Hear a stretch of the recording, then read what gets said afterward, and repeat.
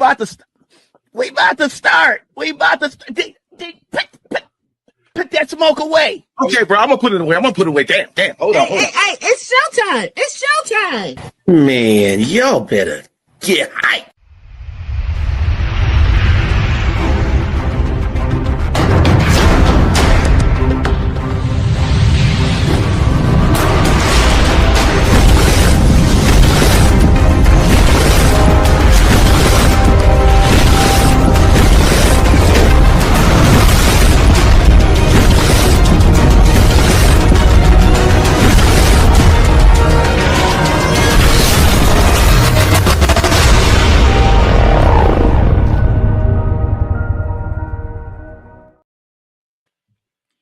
Y'all know what this is. Y'all know who this is. It's your boy Thorough from the My Dogs podcast, where my opinion is always my opinion. We got a good one for y'all. Draft coming around the corner.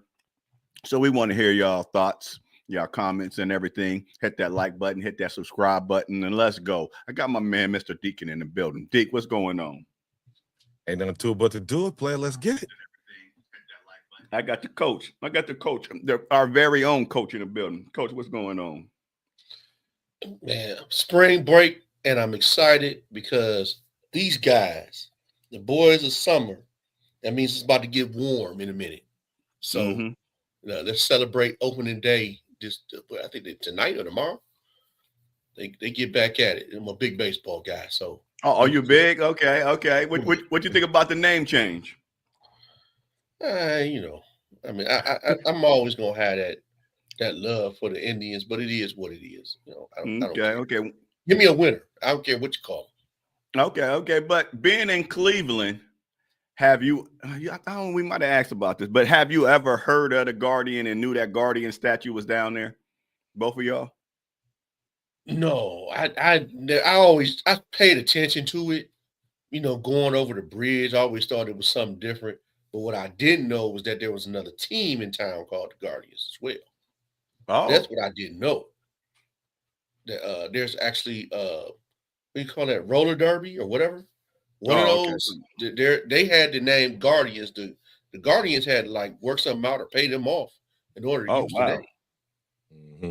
I know they was happy. Yeah. The owner still use the name too. The organization's still alive. Oh yeah. No, they was hating for a minute. They wasn't letting it ride for a minute. Yeah, I remember. I was like, "Oh shit!" But they finally just caved in. But it is what it is. But did you know anything about the Guardian, the statue, and all that stuff?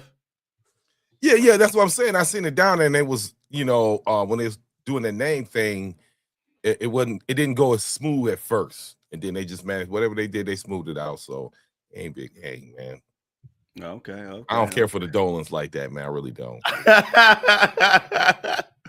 Well, don't be like that. But so let's get into this draft. Let's get into this draft. Right now, we got a guy that I'm gonna say I didn't want. We got that I'm warming up to, because I didn't think that we needed a wide receiver, we needed a tight end, we needed this or that, a safety and all that stuff. I'm like, no, for Shador to be great, for Watson to be great, I've been saying for 2 or 3 years, we need a line. I'm like, with the number 6 pick, let's get us an offensive lineman. But I'm starting to see a lot of reports going around about the Browns picking up a certain guy and a certain wide receiver from Ohio State. And I just want y'all to tell me what y'all think about when a draft come around, if y'all see this guy, where he at? When y'all see Carnell Tate, when y'all see this guy at number 6 get a call with a 216 number on his phone, would y'all be happy, or would y'all be like me, like Go ahead, coach. I mean, like this, I would be satisfied. I think you're addressing a need. Hey, listen, we haven't had too many misses with Ohio State receivers as of late. So why not give a young fella a chance? I mean, he can't be no worse than what we already got on the roster. I think it's a significant upgrade. He's coming from a proven wide receiver friendly university. Several first round picks over the last 5-7 years in the top 10. Put that boy out there. Let's see what he can do. Okay, D. Ain't gonna happen. Okay, tell us what's gonna happen. It ain't gonna happen. Wait a minute. If it's not gonna happen, let me go back to Coach real quick because I had a follow up. But if you Coach, for a guy that you like, that you say guy's talent, that was never the number one wide receiver on a team, do you think you, as a GM, would you get him at number 6 that's never played that number 1 role? Even though he hasn't played a number 1, he played enough and gained over 1,000 yards this last season or so. Against the second best corner on the team. You're going to get that in the NFL as well, more than likely. So he's proven his ability. Even with the young fella down Abuka down in Tampa Bay, he wasn't really a true 1 for a while. They all evolved into a 1 after every other upper echelon wide receiver moved on. Okay. So he did well enough to where Mike Evans saw the handwriting on the wall. He got up and he left. Yeah. So now he's poised to be number 1 down there. So we'll see what that looks like moving forward. I think he'll have the ability to do it. So I don't see any reason why Carnell Tate can't evolve into a 1. This is an issue where the talent riches is so high to where he don't have to be pressed into number 1 duty. So let's see what he can do. Okay. So you'll be fine with it at 6. Yeah, I'll be all right with it. Okay. And D, so what's going to happen and why? I know your logic, but why? Tell people your logic first, probably. First of all, I agree with Coach. Let me break it down like this. I would love to have Carnell Tate at 6. Number 1, I don't think he's going to be there because I don't think that the Giants are going to even let that happen. The Giants, who had the Giants or Tennessee is going to let that happen. But the reason why the Browns are not going to draft a wide receiver at 2 is because that's not Barry's MO. Barry does not value wide receivers that early in any pick. Name one wide receiver that Andrew Barry drafted in the first round. You can't because he hasn't done it. Leopards don't change their stripes, man. It's not going to happen. So based on if it did, maybe he's thinking about things differently. Maybe it's because it's not there. Deep Podesta.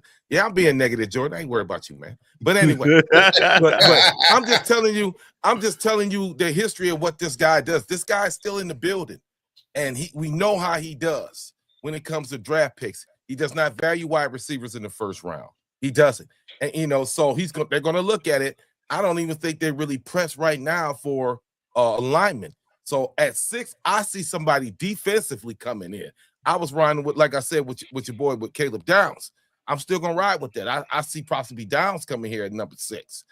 Or maybe get lucky and get another lineman, but he's not drafting no wide receiver in the first round, bro. Don't count on that, man, because like I said, guess who? All right, the earliest you took 3rd round, Anthony Schwartz. Come on, can I rebuttal that? Can I rebuttal that real quick? Hold on. Let me finish. DPJ, 6th round. All these other cats, they came like later on. They did not. He's never drafted a wide receiver in the first round. So with that being said, I'm not counting on it. If he did, he surprised the hell out of me. Damn, maybe he's learned something. And the fact that kills me that is, like Coach said, these Ohio boys, the top, 15, 12, 3 of them boys is from Ohio State. So you would think that the simplest thing he would do is, okay, let me try it out. But no, not Barry, baby. That ain't how you think, man. So I ain't counting on that. So just a rebuttal off of that. Do you think that you know who the guy that love all the stats? Paul was that was his stuff. But do you think that Barry is taking in his footsteps? It's going to go in his footsteps with the analytics. Do you think Barry is doing his analytics? Absolutely. That's what they do, man. Because the only reason I say that, I was watching Jarvis Fourth and South. They got a great show. Y'all need to go check it out. Got a lot of clips from him. And he was talking about Kevin Stefanski. He said he's somewhat like Kevin Stefanski, but Kevin Stefanski couldn't do a lot of things, a lot of plays the way he wanted, because in Cleveland, it was all about that.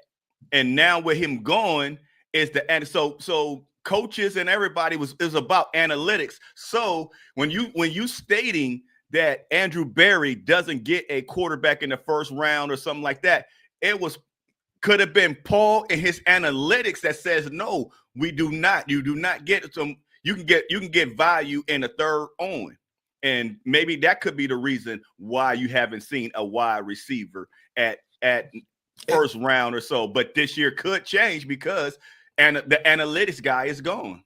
I'm gonna throw a couple things out. Go ahead. I'm gonna throw a couple things out. First of all, I'm gonna play devil's advocate.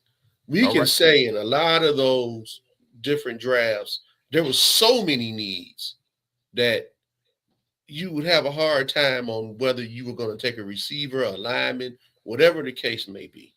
So I think, I'm not going to cut the man no slack.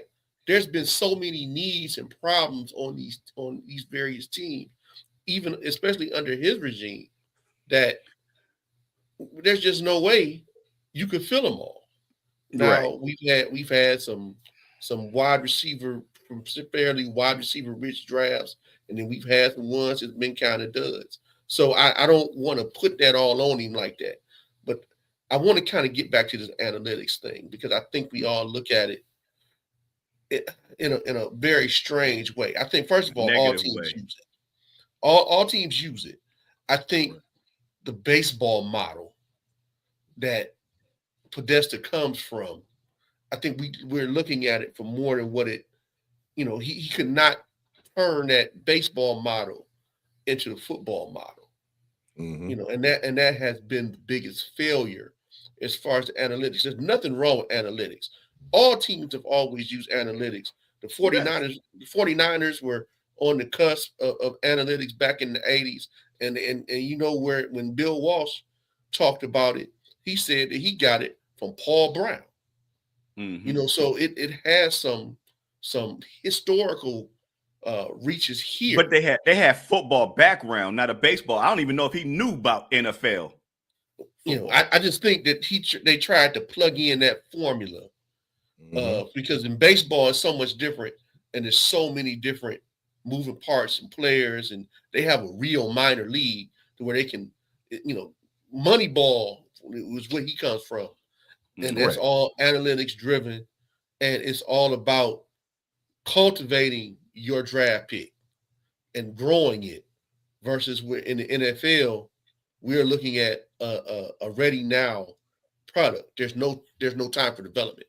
So they're trying to sell us on development, and we all know that the NFL is about being ready now, because we're based on parity. Baseball is not based on parity.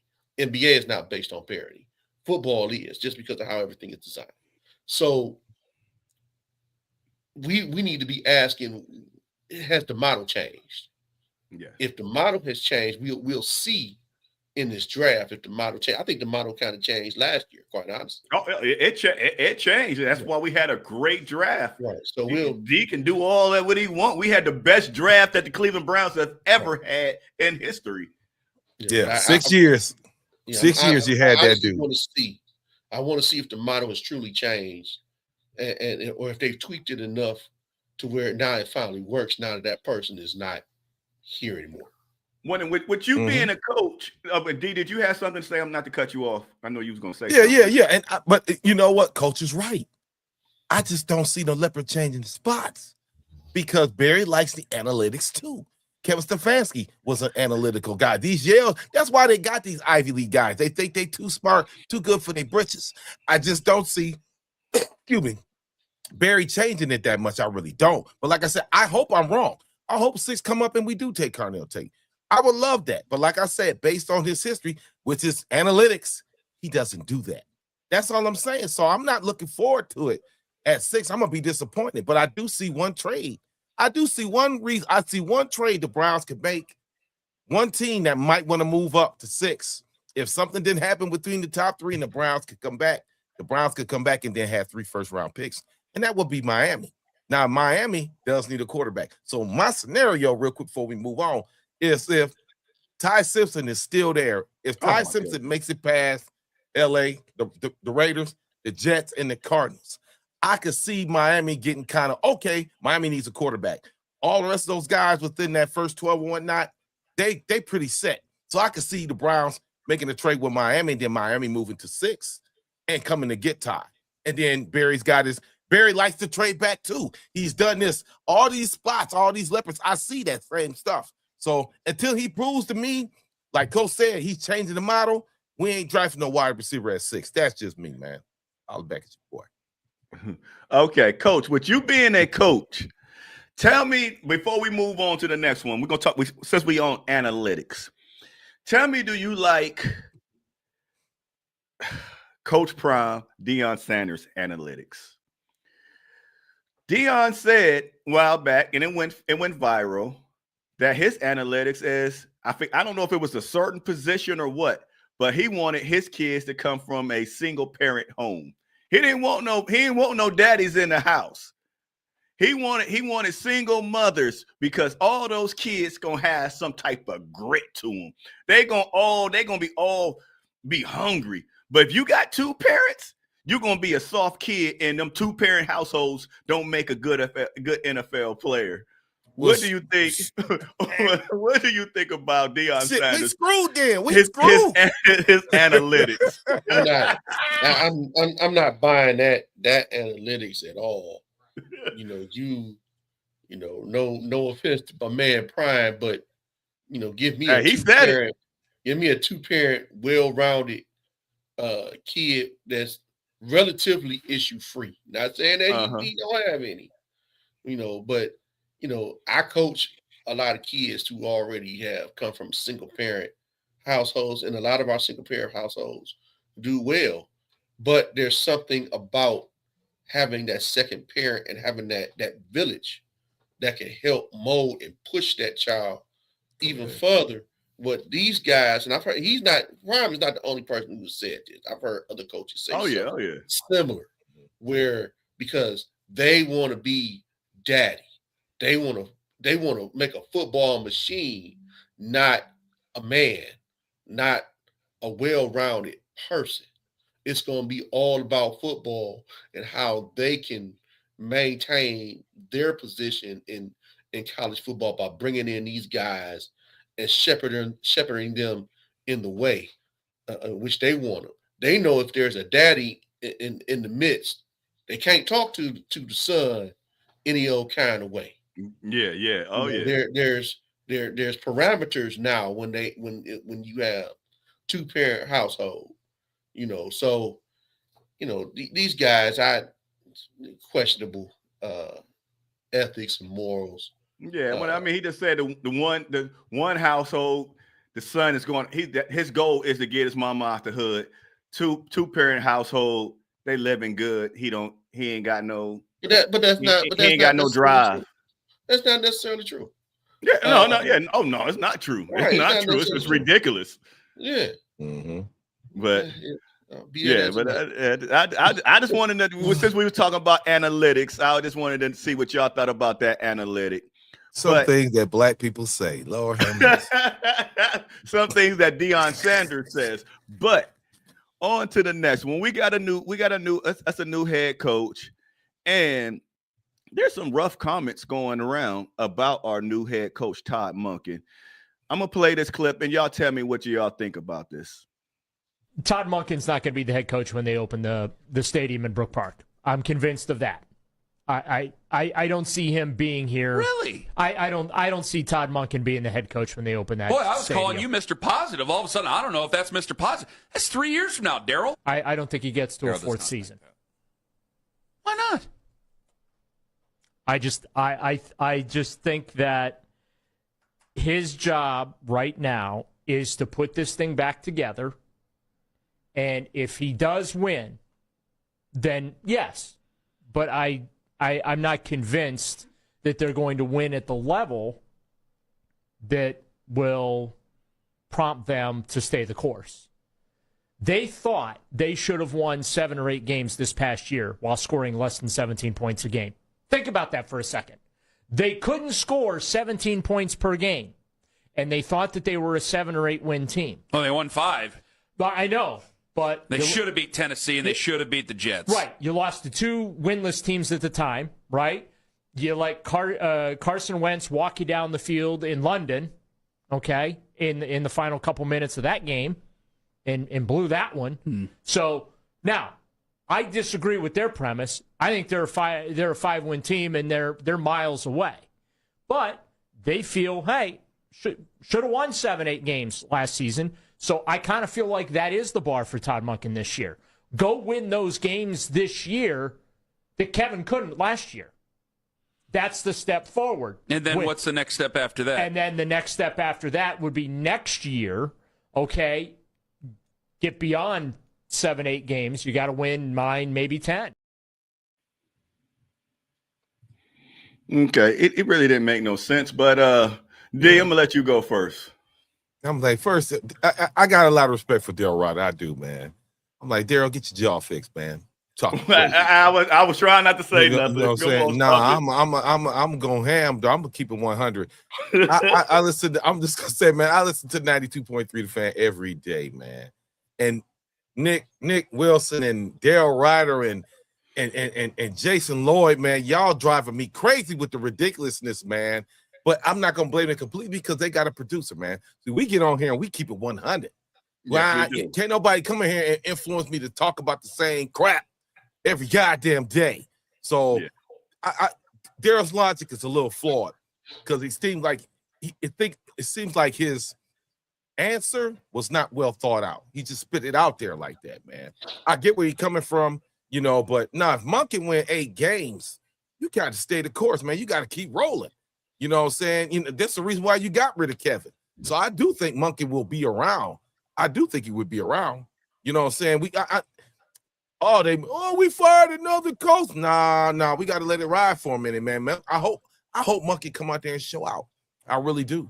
Get this man what he need, and let's see his whole philosophy, his coaching, and what he did with Lamar is different from what Kevin Stefanski is. He's a different coach. He's a different guy. I want to see these guys get in there, get a chance, man. He ain't even coached the goddamn game yet. He already telling the man he ain't gonna be here yet. I'm like, well, damn, right? You know what I'm saying? But that's extreme, Daryl. Yes, Mr. Deacon said it. That's extreme, brother. Come on, man. Coach, what you think? I don't necessarily disagree with him. I think that Monken is a transitional coach. But if he wins, he stays. There's no reason to make a move.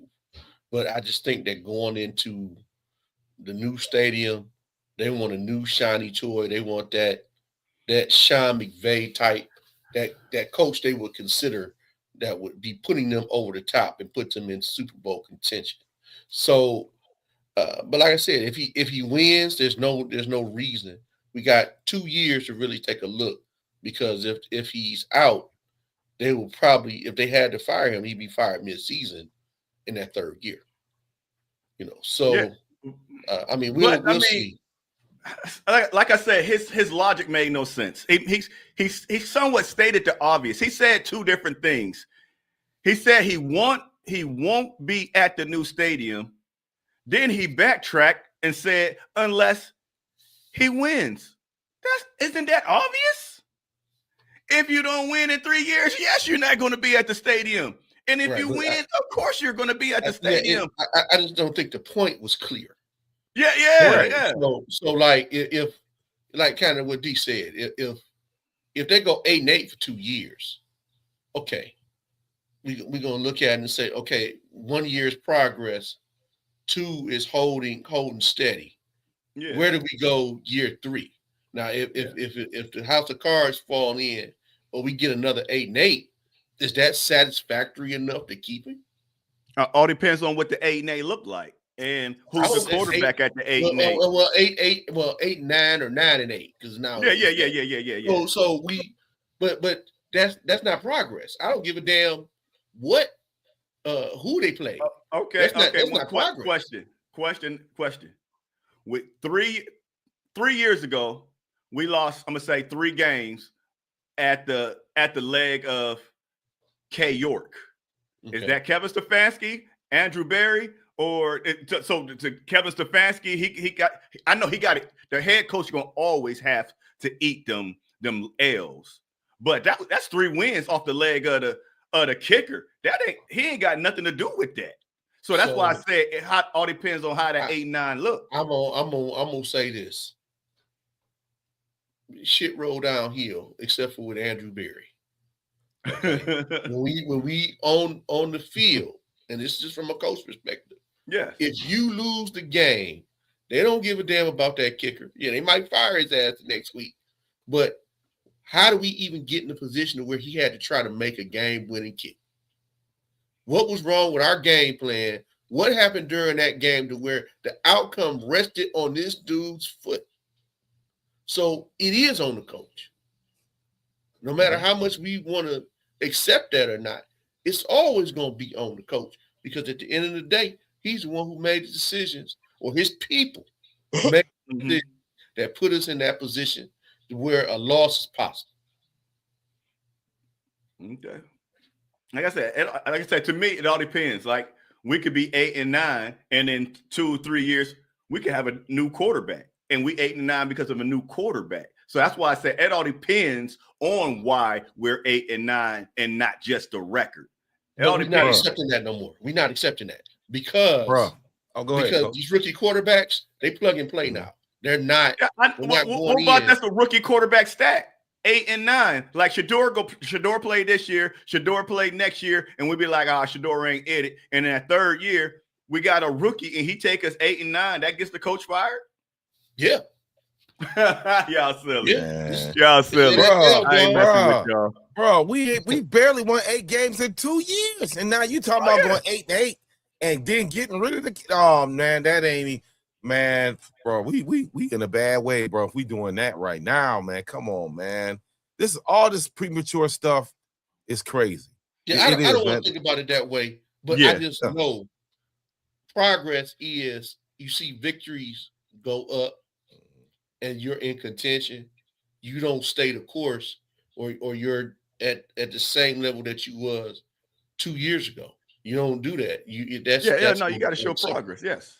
Yeah. Mm-hmm. And as he's making that statement, that is how y'all going to judge Shador Sanders this year. Don't care about you can don't care about the record. I'm gonna say it. Don't care about the record. Care about the progress. Because I mean, we need a whole team. That's why, like Coach was saying about that number 6, we got so many needs that this is not a playoff team. So when you judging this team and just say they trash, or you saying Shador trash, see that Shador go from the 6 games or 7 games, whatever he played last year, that he improved to be our quarterback in his year 3 and all that stuff. So if we looking bad and all that stuff, evaluate Shador on his development. Do you think that he grown from year 1 to year 2? That's what y'all need to look at. And since we're talking about that and some of these losses of the Browns. Hold on. Let me say one thing too, though. Real quick, though.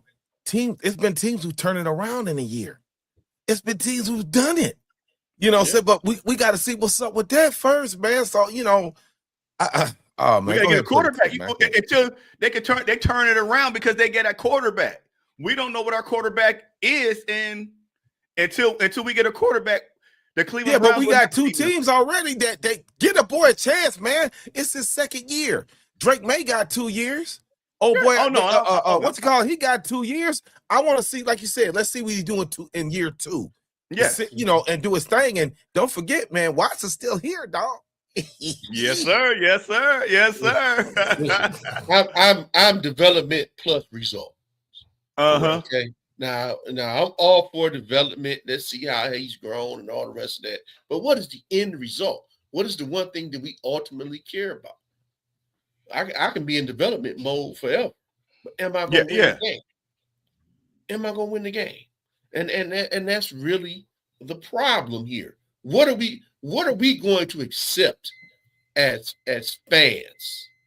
Do we accept mediocrity which we have over the years, or are we gonna say, damn it, when y'all gonna win some games?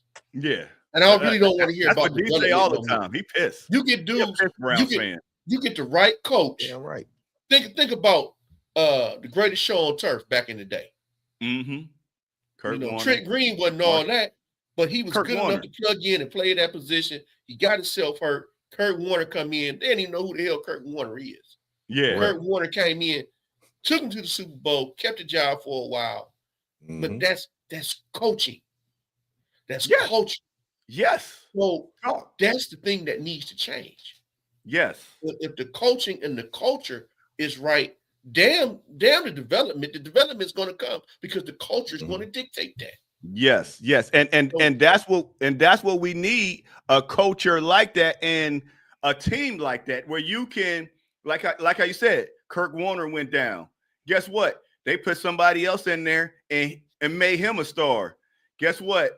In New England, who went down? Drew Bledsoe.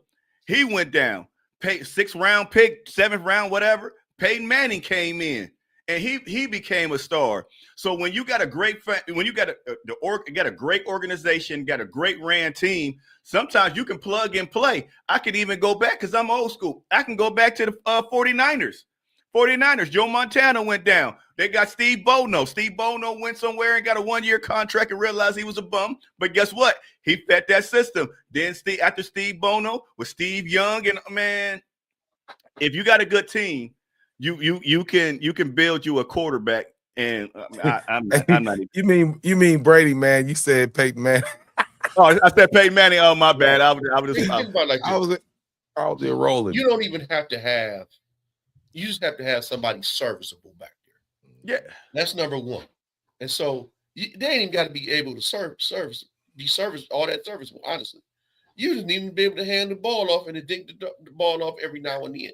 When I talked about Baltimore, when Trent Dilfer was the quarterback, he's probably the worst quarterback I've ever seen to win a Super Bowl. And what did he do? Hand the ball off and got his ass out the way. But that was the culture that they had. Which better serves my point. You got a good defense. Gives me another reason why I can draft me another defensive player with 6, because that is something that Barry does. He does get good defensive players. So, okay, let's get Kalen down there. Let's keep the defense popping. And if we can make Shedeur serviceable, you might could do something like Seattle does. I'm not saying the Browns going to the Super Bowl next year, but I'm saying that's the way I just think his thought process is not that of a football guy. It is that of an analytics guy. He got to prove me wrong with 6, man. Other than that, I'll be sitting there and see, we're going to have the same conversation. I'm going to come right back here and be saying, I told your ass. I told you. It is okay, since you want to talk about the number 6 and OSU wide receiver, I got a little clip for y'all Ohio State fans. Now, he's saying LSU, but he mean down, where you go get the good wide receivers. I'm a Florida State fan, so you already know you got to come down there if you really want a good wide receiver. Now, tell me what y'all think about this. Can Ohio State hang with the big dogs at wide receiver? I want to ask you this. Yeah, going off the history of our colleges, at your position, do not, bro. OU or LSU? It's LSU all day. And all y'all in the chat, I lived in Ohio, but these guys at LSU, you ask them guys at OSU who they was looking at in high school and in college, what highlight tapes they was looking at, they gonna say Odell Beckham, Jarvis Landry. I'm just saying, Julio Jones. I know they ain't LSU, but for a long time, SEC was driving receivers. And most of these kids that we see now who are flourishing in the NFL, they ain't gonna tell me.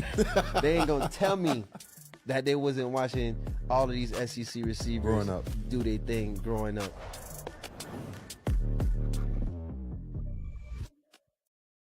Hey, I'm with them. So y'all the Ohio State fans, y'all tell me what y'all think about those comments. What did I just say earlier? Who's the top? Out of the top 10, the top 12, who's the highest paid? The highest paid wide receiver is from Ohio State. Ain't nobody talking about what Jarvis. I love Jarvis. Don't get me wrong. LSU boy Chase, he handling business. But right now, you can't snooze on Ohio State wide receivers, bro. You can't. You know what I'm saying? And that's something that we just don't draft. So I'm not trying to hear about what he got. Times change, people change, everything keeps rolling along. So I'm not trying to hear what Jarvis is saying right now. I understand Jarvis is supposed to represent. He's supposed to represent LSU, no doubt. I get it. Burrow, I get it. Odell, I get it. Nah, bro.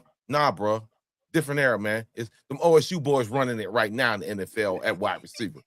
Shit out of here, man. Coach. I hear him, but and yeah, I mean SEC had a good run, but we had our people here and there.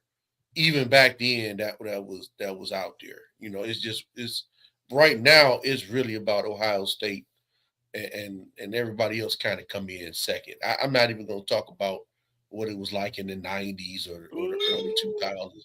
I know what's going on since 2010, and you see the products out on the field right now. You have, Harrison, you got Ibuka, you got JSN. I mean, it's a lot of cats. Terry McLaurin. All these cats went to Ohio State. Even the ones that don't want to claim Ohio State. Come on, man. What's the one dude from Detroit? He don't claim Ohio State because he couldn't get no playing time. So he had to transfer to Alabama.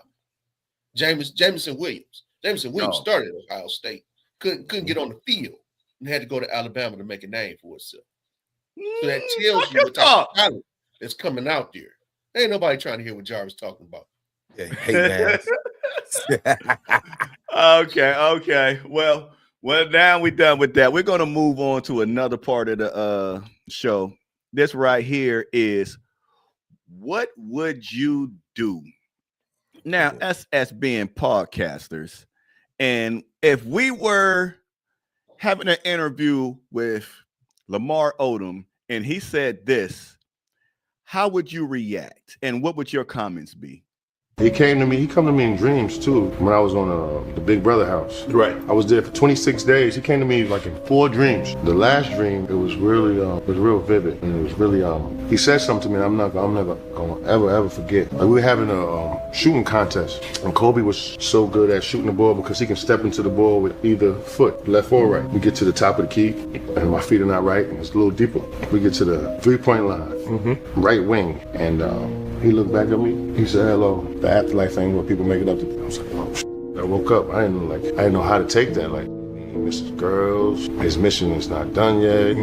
Get it all in now. Right. You don't know what to expect, but that just stuck with me. So like right now, I'm in full throttle, 100 miles an hour. You show me where the work is at. Show me where I need to put my focus. That's how I'm on.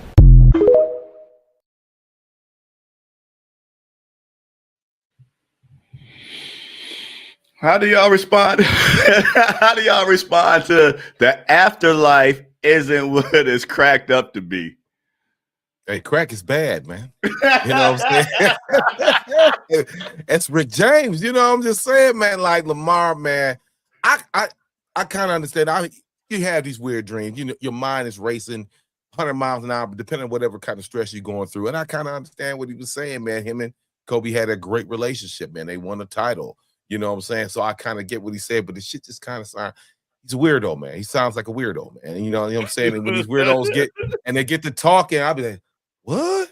You know what I'm saying? Lamar used to run around here in Cleveland, man. He was dating some chick here in Cleveland, man. It's just like Lamar. It's a shame the downfall. He is a perfect example of a man who didn't focus, who's on drugs, who does this different stuff. How quickly your career can spiral out of control. So I do respect what he's saying. You have these vivid, lucid dreams and whatever and whatnot. And man, I can't hear what he's saying, man. I ain't even feeling it, bro. But Coach, go ahead, do you Coach. Bro. Cocaine is a hell of a drug. Yes, it is.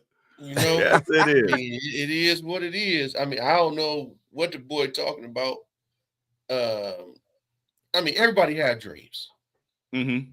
And, that's what came to him in his dream. I'm going to respect that. Ain't no response to that. Yeah. I'm going to let that man have his moment and keep it moving. I actually had a chance to meet him with the young lady that he was seeing here in Cleveland, because she's actually a Collinwood graduate. She's a track coach in the Cleveland area.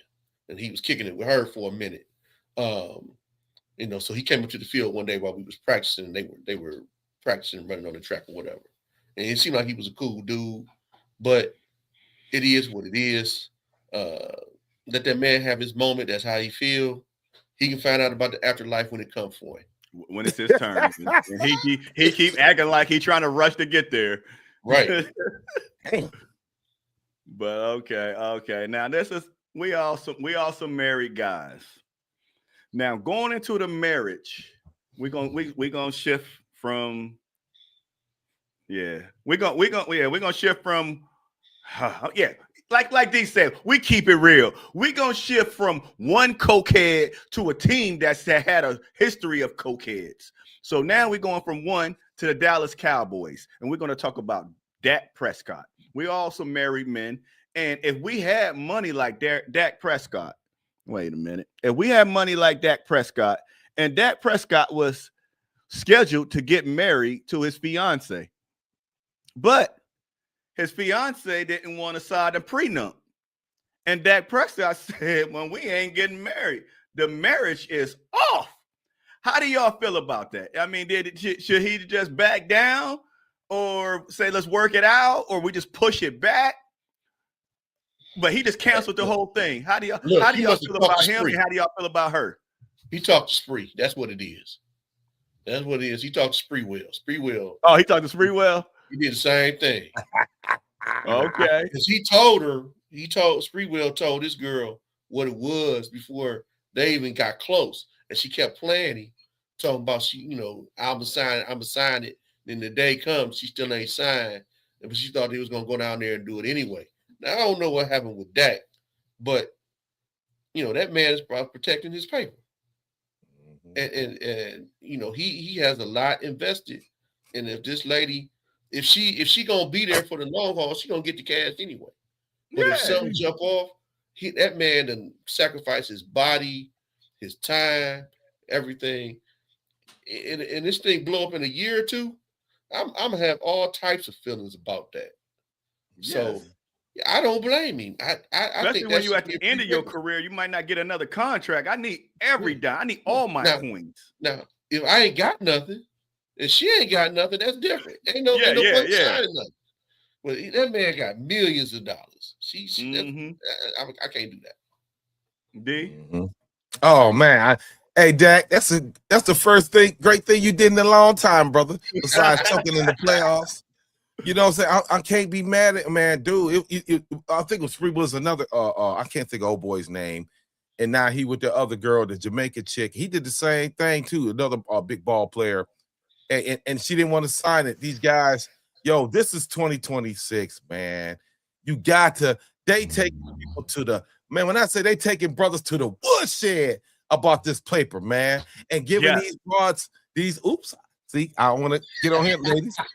I'm sorry, I don't want to get too offensive. You know what I'm saying? I just feel like when you work that hard and you dedicate yourself, you got to have some type of protection.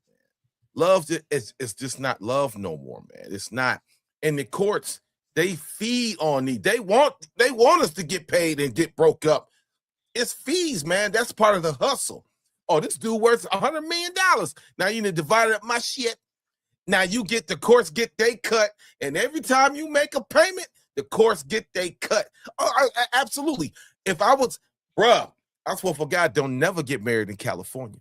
Don't never get married in New York. California, you are through. You done. Oh, yeah. They getting that money. You know what I'm saying? Texas too. So Dak, hey man, you did a great job, bro. It's a whole bunch. It's Dak Prescott, man. Dak could call some chicks right now. It'll be 200 chicks in his bedroom tonight. He ain't worried about that, man. Protect your paper, dog. I ain't mad at him at all. Now, if you find you a chick with some money, and let me say this real too, cool. Now, if I married a chick with some money, hey, check it out. I got 50 mil, you got 30 mil. I still get a prenup. Protect yourself, baby. I might act a fool on you. You know what I'm saying? You never know. So when you're in that status, that's the right thing to do. I'm not mad at him at all. And she ain't do it.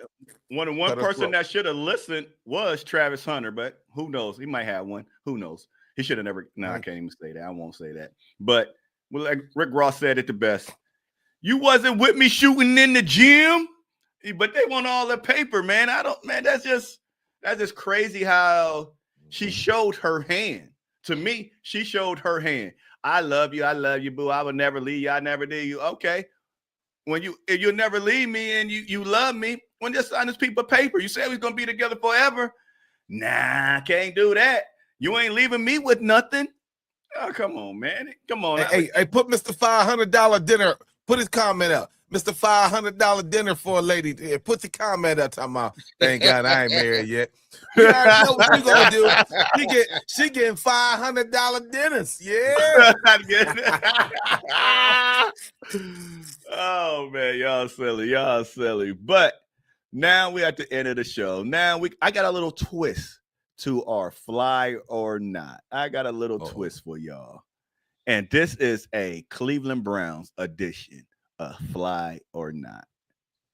Now, y'all know that I don't know if y'all know, this is the My Dogs podcast where my opinions are always just my opinions.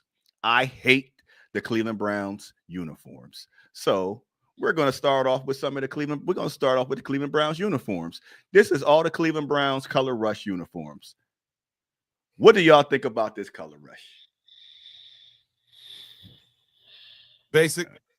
You ain't feeling it. I mean, it's really not no different. It's not no different, really. I mean, it's just. I mean, fly or not.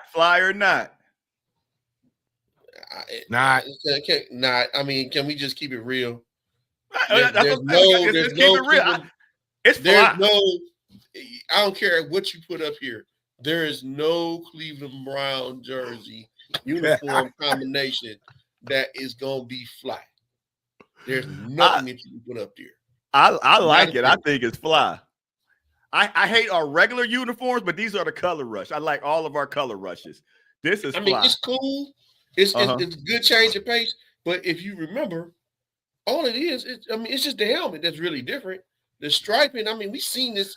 The numbers, the striping on the number, they did like a 3D. We've seen this back in the 80s. They actually used something similar to this back in the 80s. And it was ugly then. Okay. They got rid of it after a season. Okay. Well, let's go to another one. What y'all think about this, D? Man, they look like a bunch of turds out there, bro. Coach, I was about to say thing. It look like something coming out my ass right now. I was about to say the same thing, bro. The Browns need I don't know what's going on in the PR department, though. We need a serious upgrade in our uniform, man. I've been saying this for years, dog. I know everybody's so traditional about the helmet, dog. I don't give a damn if you put brownie on that goddamn. Give me something, man. It's just the same, like, ugh. And then you play like, ugh. Yeah, I do want a logo. Man, like, I do want something on the helmet. Right. I want the dog on the helmet. Yeah. The dog is fine too.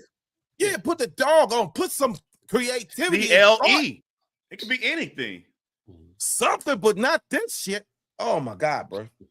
Fly or not? Hell no. Fresh. Y'all tripping. This is fly. This is fly. Okay, let me see what y'all think about this one. That shit hurt my eyes, bro. Word. But go ahead, Coach. Fly or not? That shit hurt my eyes. I mean, but just to have something different, okay, at least it's bright. Yeah, they don't look like a bunch of turds running out on the field. But you see the socks and the shoe combo, that's fire. The uniform is somewhat always the same, but the socks and the shoe combo and the helmet, man, the stripe, man. This has been the best one you put up there so far. I can rock with it a little bit. Yeah. When they wear that? You say what? When they wear this? This is when we go all orange. This is shit. All right. We ain't seen that one.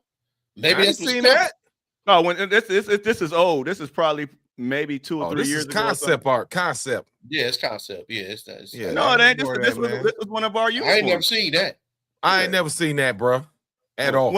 Okay, I'm gonna show you the same one, but the numbers is changed. Okay. This is we seen that. Yeah, it's almost the same. They just. But I don't think this is a color rush. I don't know if this is a color rush. I think this is our. No, it is color rush. That's color. That's rush. a color rush. Okay. Yeah, it's color rush. But whatever the hell that mean, it's still trash. He said whatever that means. You know how that is. They got Alex Mack up there. Come on, bro. Yeah, correct. Yeah. Alex Mack. Damn.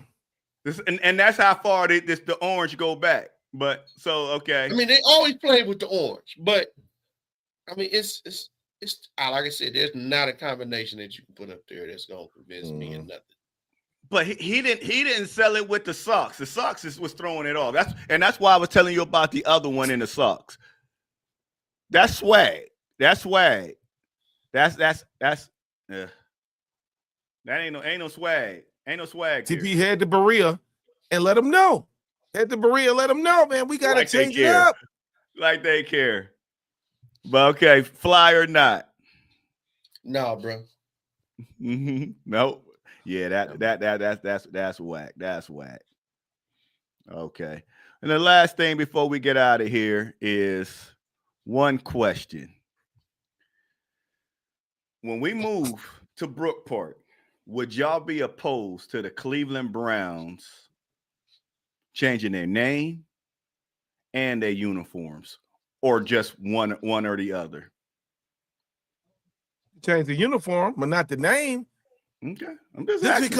Just because we in Brook Park, we are not going to be the Brook Park Browns, man. We're not. It's still Cleveland. You got 13 out of them 32 that they do not play in the original city in which they was named after. That is the norm now, man. Come on, they be wilding, man. It's so much goofy shit. No, we're not changing. Still the Cleveland Browns. That's what we're gonna do, and that's what it is. What it is now. We start doing some stuff like that, you already gonna have some problems, man. What about no, you can change the uniform. It's still Cleveland. We can't. Well, okay. When I say change the uniforms, I mean the color. Get rid of this orange and brown. Listen. Leave orange and brown. Leave it bowling green. Leave it to bowling green. Okay. I'm all for some type of swap out with colors at this point and getting the logo. I'm with D. I like let's keep the name. Cuyahoga County is Cleveland. I don't nobody give a damn about all these suburbs. It's still Cleveland. Cleveland is the county seat, so it's gonna be the Cleveland Browns. But can we freshen this up enough? Can we put the dog out there? Can we put Brownie Elf? Whatever. I don't give a damn. Just put something out there to break up the monotony, so we don't look like Halloween pumpkins and everything every time we go out there. Correct. And we historically have one of the worst uniforms in sports. You can't do blue in Ohio. You can't do blue in Ohio. They looking at Michigan. No, you can't do blue in Ohio. The Cavs did it. Well, that was our colors. That was the Cavs colors. Ours more like that scarlet. We came up with that baby blue, man. I covered that baby blue. That was fire. But don't forget, you still got white. You still got white in this mix. The Indians got blue, but I don't know. You still got white. So football team can wear blue.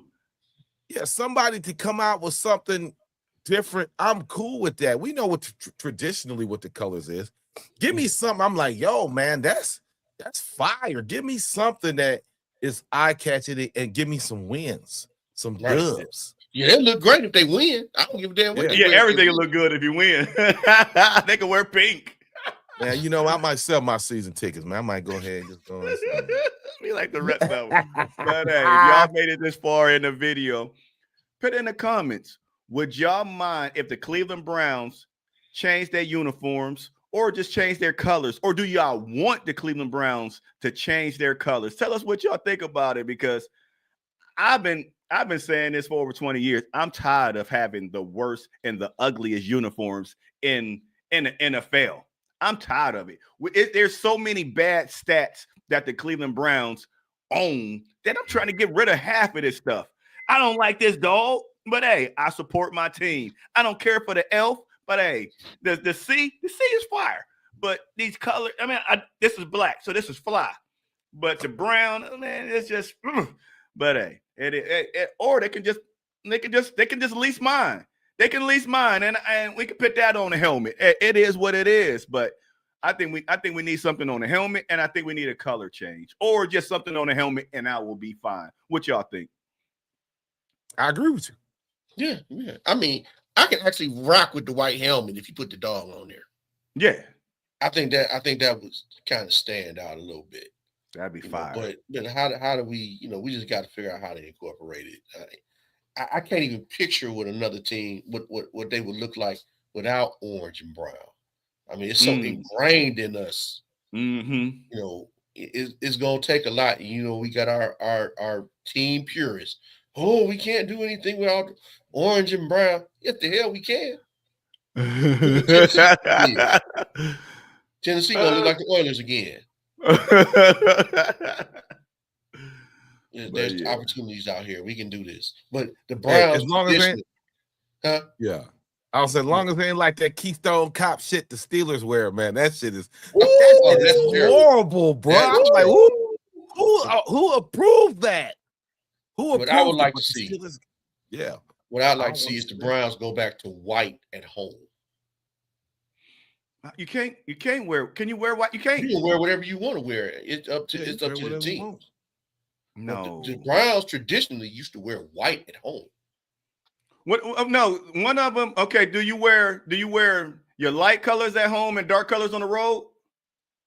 Because you only really do between one. The teams. Home is normally dark and away is white, but Cleveland used to do it opposite, and they used to wear white at home.